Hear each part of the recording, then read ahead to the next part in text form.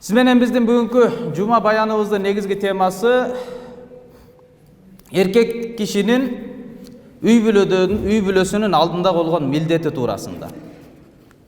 Эч бир адам унутпоо керек, кабыл кылдым деп айткандан кийин нике келишиминде аны менен биз эмнени кабыл кылып жатабыз?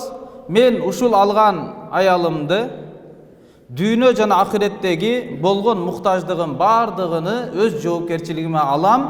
О Алла, сен ортомчу бол, сен күбө бол деп туруп чоң бир жоопкерчилик менен биз мойнубузга алып атабыз.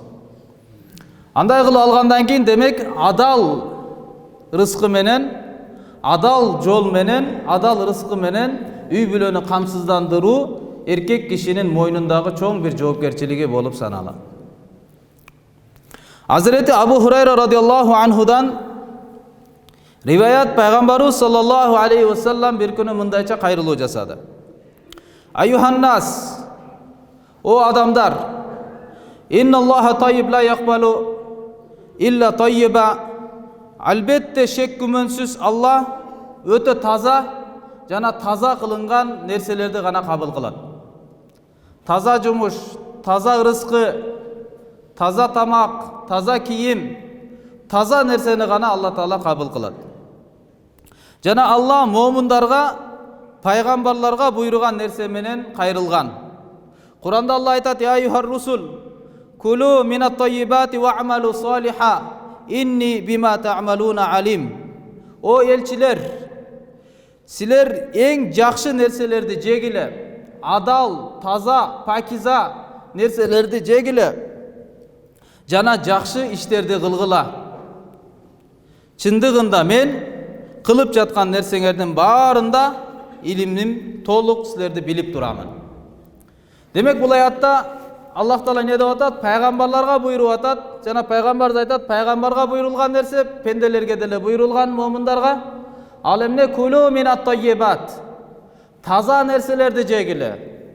Adal jumuş kılgıla, adal rızkı tapkıla, adal nerseni үйгө көтөрүп келгиле. Wa'malu saliha, oşondoy боло турган болсо, анан силер жакшы иш кыла аласыңар. Анан балдарыңар жакшы тарбияланат. Анан кыздарыңар жакшы уяттуу, намыскөйлүү болот. Балдарыңар батыр, берешен, имандуу, таквадар, элин жерин сүйгөн, ар намыстуу бала болуп чоңойот. Качан-качанда адал нерсени жеп, адал нерсени кийинтирип, адал менен аларды рызыктандырсаңар. Башка аятта Алла айтат: "Я юхалладина аману кулу мин таййибати ма разакунакум."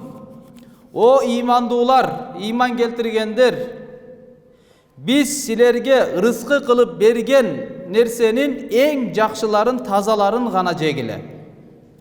Деп анан Пайгамбарыбыз саллаллаху алейхи ва саллям сөзүнү мындайча улады. Bir kişini айтып кетти. Ал өтө көп мөөнөт сапарда жүргөн. Чачтары жүдөп, денелерин чаң баскан. Эки колун асманга жайып алып, "О Раббим" деп Аллах Таалага дуа кылат. Бул сүрөттөрдүн максаты дуа кабыл боло турган адам. Сапарда жүдөгөн, кыйналган, анан Аллага кайрылып атат, мусапир. Дуа кылып атат. Бирок пайгамбарыбыз ачууланып, "Ва мат'амуху харам", жеген тамагы арам болсо, "Ва машрабуху харам", ичкен суусундугу арам болсо, "Ва малбасуху харам", кийген кийими арам болсо, "Ва гудия бил харам", арам менен ал азыкталган болсо, "Фа анна юстажабу лизалик", каяктан анан мунун дуасы, кантип анан дуасы кабыл болсун дейт. Өзү кыйналып дуа кабыл боло турган жерде турат. Zulum çekip turat, kıyınçılıkta turat, musafir bolup turat, ulgayıp turat, dua kabul bolot degen adamlardan. Ramazan aldığında oğuz açayın dep turat.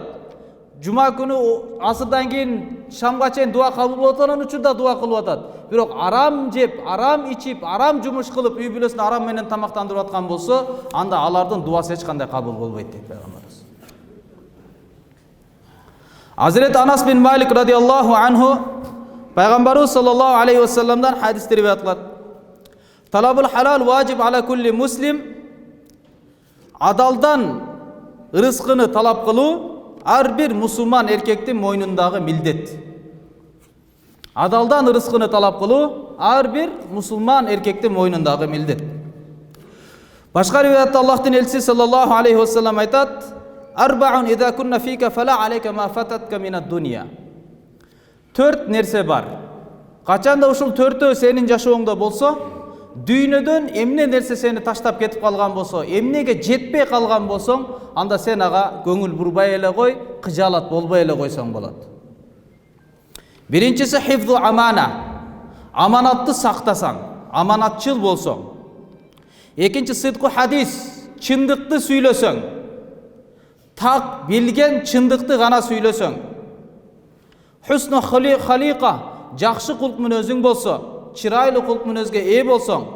Төртүнчүсү иффатун фи тааматин, тамакта тазалыгың болсо.